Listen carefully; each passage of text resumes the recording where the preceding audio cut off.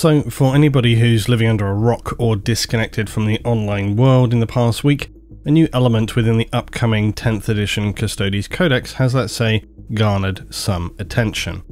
Now, this is not going to be so much of a lore video, more of a real talk, because as I was working on my new video at the moment, which funnily enough I had already planned to do Custodes, because as you remember after I did that Astartes two-parter overview, I was going to do Custodes and then move on maybe to the Traitor Legions. And comically, this Custodes timing just lined up, which is pretty funny. But the other reason I wanted to make this as an individual video was because I know there's a huge spectrum of people who are watching the channel, and some people love my adjacent wandering rambles that I talk about sometimes. But I know that one thing that I have been restating probably too much recently is my thinking about the lore, how I rationalize the lore, how I approach the lore, and there are some things which I often feel the need to restate, but I can totally understand if you've been watching the channel for a long time, me talking about that in every single video will get tiring because you're like, oh okay, there's a whole section in this video which is not really relevant to the lore that is being talked about or spoken to. And so I want to try and do that a little bit less and maybe talk about it in a more condensed way, which is why whilst I was working on the script currently for the next video, which is going to be Custodes, which I hope is going to come out this weekend potentially, I obviously realized that I need to speak to this issue that has come up with the Custodes. And as I was writing that section for the video, I realized that it really didn't fit in that video. Because when I'm talking about the history of the Imperium, the Custodes, their historical organization and so forth, suddenly having this where I'm talking about some things that are out of the fiction and in a broader context, and given that I wanted this Custodes video to be primarily focused on the lore and that will obviously be on the channel for some years, I thought it would be very strange and jarring for people to come back to it 2 years later and have this 20-minute ramble in the middle there about this specific thing, which I'm sure in years to come will be something people are not really talking about. So I hope you can appreciate my reasoning there, and that's why I wanted to do a separate video today. But I've also attempted to write this in as forthright an opinion as I can, talking as plainly as I can. I also know that you will all have your own views, so let's try and keep things as respectful and constructive as possible in sharing those with each other. I know it's probably wishful thinking for YouTube, and I'm sure some people have already written their comments as I'm saying this, but it would be great if you could watch the video, my final thought, before actually making a response. Now obviously what has come out in the newest 10th edition Custodes Codex for the tabletop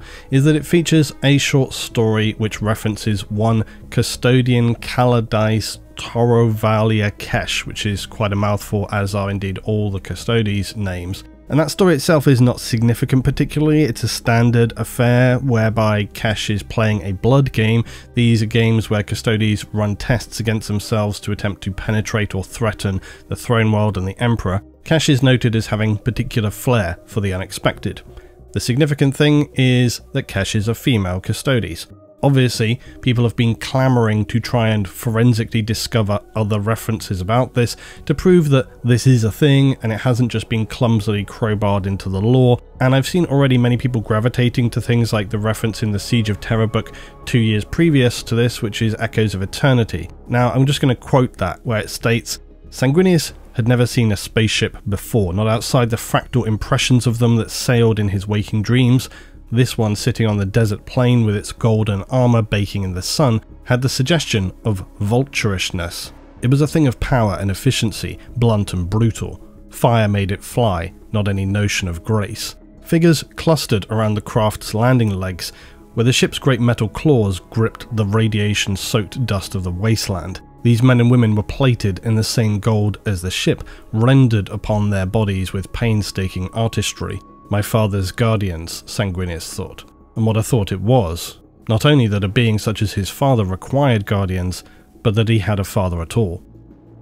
So obviously the key word that people are looking at there is the reference of men and women, essentially suggesting that the Custodes that are present there are men and women, and that that is a reference. Now personally, I still find that to be quite vague, because I've seen some saying they're surprised that this one slipped through the cracks and that people didn't notice it earlier. I do think that's surprising that nobody mentioned it before, but it might possibly because it's a pretty vague reference. And what I mean by that is that this could have also referenced some members such as the Sisters of Silence and others like the Prosecutors and the Witch Seekers, which also wear gold armor and accompany the Custodes, and if they're out on a mission to a planet, it makes sense that they would be there.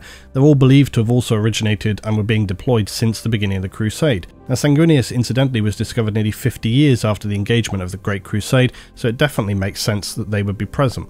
Anyway, my point is that it's not such a clear-cut example as people might think, and I'm trying to stay away from what people feel is the lore and speak to this in terms of what the actual lore is that we know. Now, one thing that is the lore is that until recently the Custodes were referred to as the Brotherhood of Demigods. And when I say referred, I mean multiple times in all caps right at the start of their codex, which is pretty strong and a strange choice of wording if you're describing a fellowship of custodians that also contains members of the opposite sex, and likely why in the new 10th edition codex it is changed to frame them as a gathering of demigods. Now, as I've said so many times before, unlike many other verses, the lore of 40k is by its nature more vague, fluid, open to change. So just because something was never mentioned previously does not mean it could not have been so. And that's just how it is, whether you like it or not. However, as I literally just said on the previous video, there is a pretty strong caveat to that, which is you don't take a singular reference and then declare everything prior is retconned, or at least not in my opinion, because this is not how I personally approach the lore of 40k, or indeed how I believe it should be approached. And if you've never heard me say this before, it's not anything new that I'm coming to. I have been consistent about that for more than a few years, maybe even close to a decade now, in how I approach the 40k lore. And again, it's like we talked about recently with Rogal Dawn. For me, something has to be restated, reaffirmed many times before it's considered a definable part of the lore in a permanent sense. And that's not at all because I'm obtusely resistant to change. It's just that it's a necessity due to the vague fog of truth paired with the suffocating levels of propaganda and distortion that we allowed to see the lore of 40k through the lens of. Now, I've also given my opinion about the lore and how I see it so many times now, it doesn't warrant me continually restating it. So like I said, from here on I'm going to try to do that less often in videos. But essentially, the more of those small references you can accumulate, the more you can lean towards something being at least perceptibly considered as part of the material lore. Now, I've also noted previously that generally speaking, codex material, in my opinion, tends to lean a little more reliably in speaking about whatever faction it relates to. Because, quite obviously, it doesn't make a lot of sense that it would be actively throwing confusion into a book that's specifically about that faction. Then, as we know, also, Custodes are not Astartes. This is a confusion that some people will make. The process to create a Custodes begins far earlier than an Astartes, where Astartes are usually adolescent, where Custodes are more likely little more than babies. The process for creating Custodes is extremely unknown, secret, involves far more advanced genetic manipulation. It is not just implanting a gene seed as is seen with the Astartes. And you need not just take my word for it, we can go to the words not of a recent anonymous codex, let's go to the words of Alan Bly, the creator of the definitive Horus Heresy Black Books series, which are just tomes of rich, well-crafted lore and very well regarded. And in his words, he describes how the Custodes are rare creatures, firstborn of the Emperor's genecraft. Such was their psychophysical design and the intricacy and sophistication of the genecraft involved. The modifications which went into their creation required such strict biological and psychological criteria that only a mere one in many thousands of potential candidates might prove suitable for the simplest of the steps involved in the Legio Custodes creation process. Even this small pool of candidates' survival through the decades of alchemical augmentation and psychomimetic training was far from guaranteed. In this fact can be seen a pattern also replicated in the Space Marine legions, only to a far more highly pronounced degree. And there are some interesting references he makes further on as well, where he describes how there are of course similarities between the Astartes and the Custodes, both physically transformed beyond natural human limit, but in this, the Legio Custodes are markedly superior of the two in might, if not in adaptability. Both are subject to extensive psychological and cognitive conditioning and are physically and mentally reworked to render most of their baser drives inert and their beings rechanneled towards aggression, goal acquisition and the fulfillment of duty, and as a further safeguard against distraction and as a biological control, both are of course incapable of procreation. That's actually stated. The idea being that what is left are beings of a singular purpose. In the case of the Legiones Astartes, what is created is a living engine of conquest that cares for little else, and in the Custodian Guard, each is created a protector of unrelenting diligence and savage capability, a watchman whose vigilance will never tire. But he also says what differs truly between the two is not just their functional purpose, but the extent of their augmentation and the means by which it is accomplished. It describes how the process through which the Astartes are fabricated from a human is well enough documented in its outline, though its details are of course still secret by the parties involved in the process. But what's interesting is where he explains that genuine facts about the manner in which the Custodians are created are very few, even within the hands of the Imperium's hierarchy.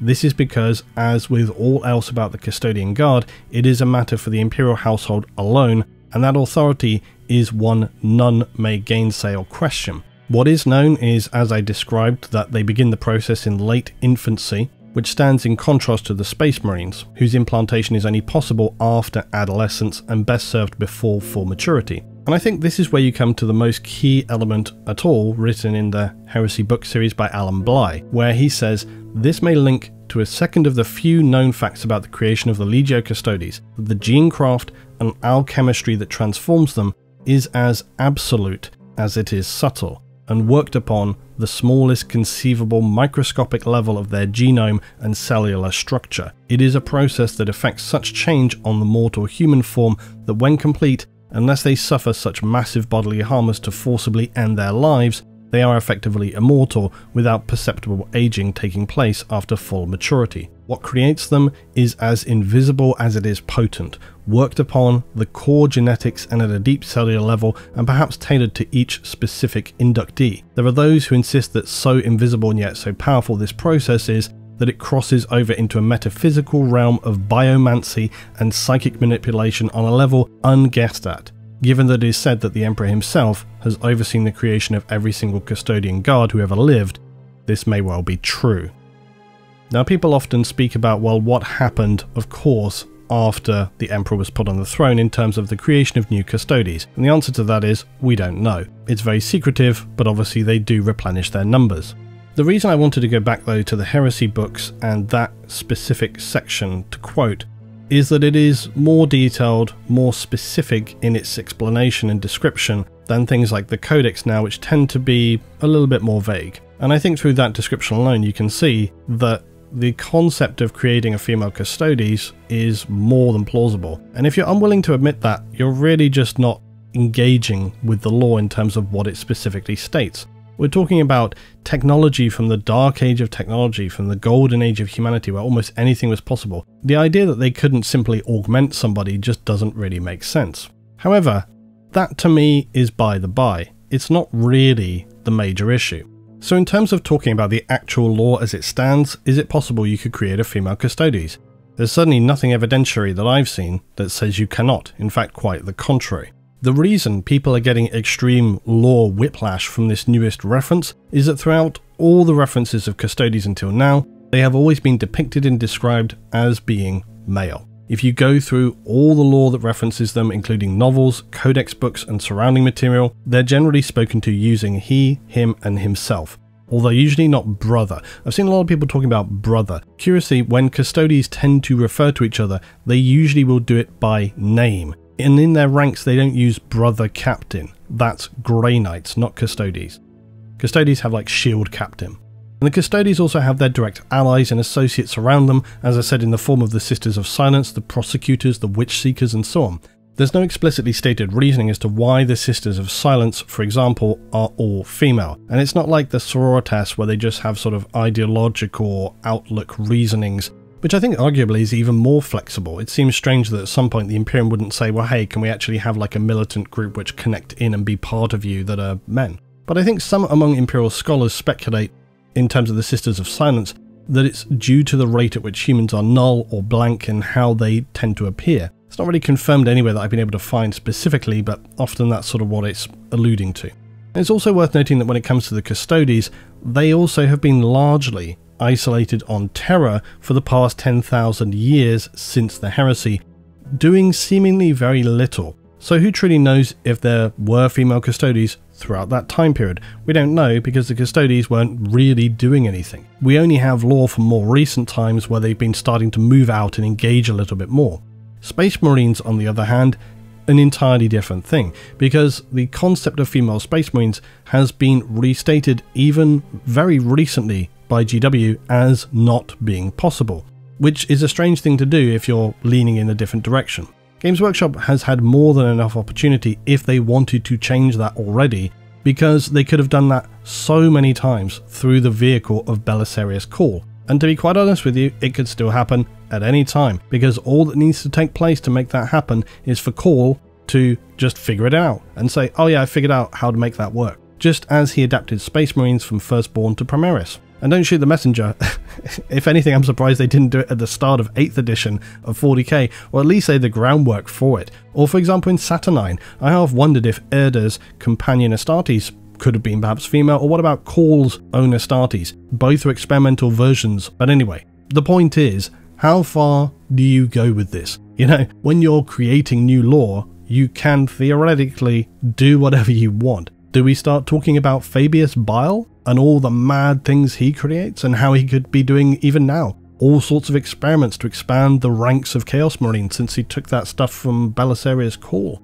Overall though, I think in the context of any potential changes going forward in M41, what I find personally most jarring about this sudden change or clarification of the Custodes is that it is presented to us in a very dismissive way. It's put into a story as if this was just entirely the default, as if this wasn't a previously unmentioned, unprecedented amendment that was not the first time it's been notably mentioned across all the material ever written for the Custodes that we're now learning with some definable clarity. It's presented as just like, oh yeah, this is just, yeah, didn't you know? Which is just not how it is, which to me is a little disingenuous. And it highlights, actually for me, more than just a change in the lore that some people are going to approve and disapprove. It highlights to me one of the biggest problems and failings in how the lore of 40k is constructed and I guess delivered. But it's also one of the smartest and most unique elements of the 40k verse, and I've talked about it. It's this ability to shift and make amendments to the lore whilst keeping it plausibly entirely in fiction.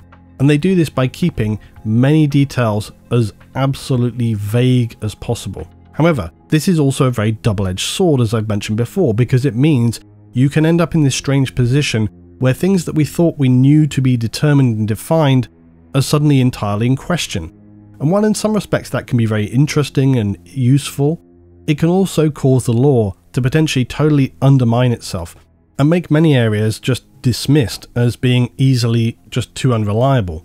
Still, on the other hand, there are so many verses and shows out there that do a sledgehammer retcon with just little regard for the established lore. It actually makes you wonder why anybody ever gets attached to any kind of IP at all sometimes. Because I think that's what frustrates people the most, is this idea of, okay, we have a story, this is how we understand that story, but then to have it just kind of completely turned upside down is really jarring and kind of just leaves people feeling very apathetic and disconnected and, yeah, frustrated. It's understandable. And you see it in things like Star Trek, you see it in things like Star Wars, you've seen it through Doctor Who, all of these shows where they took an established story and they just turned it upside down because it suited their needs. In terms of the Doctor originally would have had limited regenerations. They turned that upside down because they were hammering through new Doctors too quickly and they didn't know what to do. So they just said, well, actually, he can just have infinite regenerations, which just kind of, it totally damages the IP and the concept of what's happening there. In terms of Star Trek,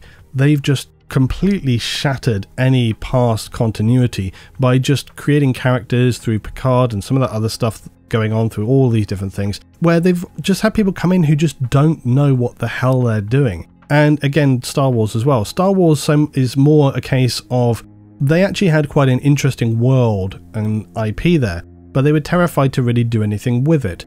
and they don't know how to get out of this trap of continually just recreating the old movies. So they sort of put themselves in a corner and didn't want to go anywhere interesting or do anything with it. Andor, as I've said before, is the only one which really started to feel like true good storytelling.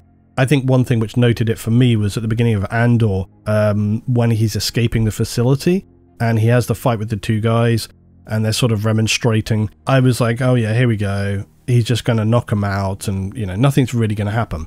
Bloody kills the two guys just cold. And I was like, whoa, okay, hold on. They're going in a different direction here. Because it feels more like, yeah, what has this guy got to lose? He's going to leave these guys alive to potentially, you know, tell how he came here and create further problems for him. A rebel guy, he would just definitely kill those two guys. So and I always say about this, I've talked about this in some of my own writing that I've been doing, what I enjoy the most with storytelling and fictional verses is when it attempts to keep itself grounded. Now obviously in science fiction you're still going to have soft sci-fi, you're going to have hard sci-fi, but I think that sense of it characters feeling true to themselves and characters having continuity, that's stuff which is really, really important to me. And so when we're talking about Custodes, when we're talking about essentially decades really of lore at this point, that continuity is important. That sense of elements being restated and understood and this is how it is, that is important.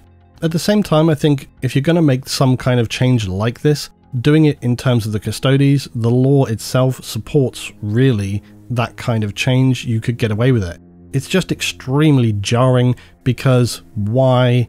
And also the fact that it's been never mentioned ever before. It just feels very grating, and it's strange to me that people will go to such hard work and creative world building lengths over such a long period of time to then just turn around and decide, you know what, we're just going to completely turn that around and burn it. And I think any verse can handle like these kind of changes here and there, like we saw with Primaris before. But I think once you start going too far, like for example with Doctor Who, where they just said, you know what, the entire fundamental concept of what the Doctor is, we're just going to turn that completely upside down and trash all of the lore that stood. That has catastrophic consequences for an IP in the long term, and you definitely see people just abandoning a verse at that point. So this ability to obfuscate and redefine things is something that is very much leaned on within 40k as a storytelling tool. It's common that stories will keep relevant references pretty vague, and that can be annoying actually. Clarifications and conclusions that are not as clear as we would like to. Things which are really important but happen off screen, like Yarrick. And I think, unfortunately, this is really a part of what you sign up for when you get into 40k. Because, and this is what I've said for a long time, some people, they want everything to be in a tidy, neat box. But it's why I've talked about it so often, and I steer clear of words like retcon, because in 40k some things change and some things stay the same. It does also mean sometimes you'll get these neck-breaking switchbacks, which really stirs the pot, and that can be good or bad. But the Primaris, again, something people were initially not at all happy with. Now, it's largely been accepted and is at most a grumbling annoyance. In that sense, while people always have these very vocal, emotional reactions to any change, as you see everywhere, I'm personally more curious to see people's opinions about this in 2, 6, 12 months' time, as well as people saying immediately they're going to abandon 40k, they're done with it forever. In my experience, this is something people say and they don't do. Everybody that's saying they're done with 40k is going to be talking about it next week, and the week after, and the month after that, and the year after that. A lot of YouTube channels who are probably, as you know, I don't really look around YouTube channels, but I can tell you, I know, there'll be YouTube channels who are saying, this is it, this is the end, I'm done with 40k forever. Well, if they're done with it forever, they definitely won't be making videos about it next week, will they? I think any change within the lore of a verse that goes against the grain of established context is gonna be met with a heated spectrum of opinions. It's far too easy to just be, though, a doom monger, and personally, I just don't want to be that person, not least because I know people watch this channel to escape from the stress and misery of reality and to likely actively avoid that negative mentality and just enjoy discussions around the lore of 40k and the verse as it is. As a final thought though, when I was outside yesterday, fixing up my house, playing with my daughter in the back garden, all this discussion pinging on my phone seemed considerably insignificant. I'm certain this will be a topic of discussion that doesn't end here, and I'll talk about it again in the future, maybe on a different specific video. But am I going to be losing any sleep tonight or this week? Probably not. But I'll finish with a final conclusion of this. For the longest time, people have said to me, Lutin, what do you want to see in a 40k series, TV show, movies? How would they do it? How will they do that? When should they do it? Do you want it to happen? And I've often seen people get very excited saying, oh, this needs to happen, this needs to happen. They need to make these series and so on and so on and so on. Hey, look, be careful what you wish for. People have been pushing this idea that it needs to be this big IP, it needs to be movies, it needs to be shows. You've got the Henry Cavill thing coming up along the way. And the thing that I've always thought about is, hey look, once 40k hits that global mainstream level and it's engaging with a mainstream audience, there's going to be changes. Because despite some shows going hard, like people have said, well, on Amazon, you know, there are some shows which go pretty hard on the violence and so forth, that kind of thing. And Netflix too, you can see Netflix, they can go pretty hard on the violence. But is that where Games Workshop are going to be aiming at? Are they going to be aiming at gritty, bloody, visceral gore? I don't think so. I don't think so. I think they're going to be wanting to hit a much broader audience than that. And I think that means we're going to get very kind of 15 rated movie levels of violence. They obviously have other issues in the mix there as well. I'm pretty sure that at this point Games Workshop are wishing they never came up with the concept of Slanesh, because not only is it very difficult for them to really ever go near that in an on-screen sense if they really want to do it justice, they struggle, I think, to really go near it even in the books in terms of what they probably should be describing and illustrating. And in terms of chaos, actually, that's pretty true even across the board with the other chaos gods. And I've said this before when we've talked about, you know, the very scattered references which really go pretty hard. Got things like that port keeper who gets twisted and turned around by Nurgle. The point is, there is some messed up stuff in 40k. And is that going to get converted across into the big screen? Are people going to question it further down the line? I mean, Slanesh is just problematic in so many levels. I think of in terms of what's coming down the line, in terms of shows, and the broader expansion of the IP into the global mainstream world. The kind of changes we're seeing here are so small compared to what potentially could happen. And we're not really talking about changes in the lore necessarily either, but just in terms of it being dumbed down, sanitized, so that it is more palatable for a bigger audience. That's something which really concerns me more than specific changes like this. Because for me, the atmosphere, the setting, the context which everything takes place in, the decisions that characters make, those to me are the really fundamental linchpins. And if things like that change in terms of 40k because of how they want to make it appealing in a broader sense, that to me is going to be the bigger thing to really consider. So I hope you guys can appreciate me wanting to make this separate video talking about this today, because I think it's just a good thing to be able to discuss and note. My plan from here on is pretty much to continue on as usual. I got Custodies coming, and I'm going to be straight on with some more stuff. I've also, as I've said before, I've been doing my own writing, and that's something I really want to try and get on board with soon, and I hope you guys will enjoy that. I've been trying it out with people and had some pretty good responses so far, so that's something I'm looking forward to. Also, next month in May, as I've said on my community post, I do want to start potentially doing this kind of podcast. It will not be that kind of setup where you have people sitting around with microphones. It will literally be something people can put on and listen to while I talk about stuff, is pretty much my thought there. And I've had loads of really good suggestions from you guys so far. If you want to make a suggestion, go to my community post. I'll put it here down in the comments. But yeah, I've had loads of great stuff from different sci-fi series, big concepts, stuff talking about apocalypse like I've done before now, potentially things talk about dread, all sorts of different ideas. So that's on the way as well. Anyway, I appreciate your time and your thoughts today as always, and I'll see you in the next one.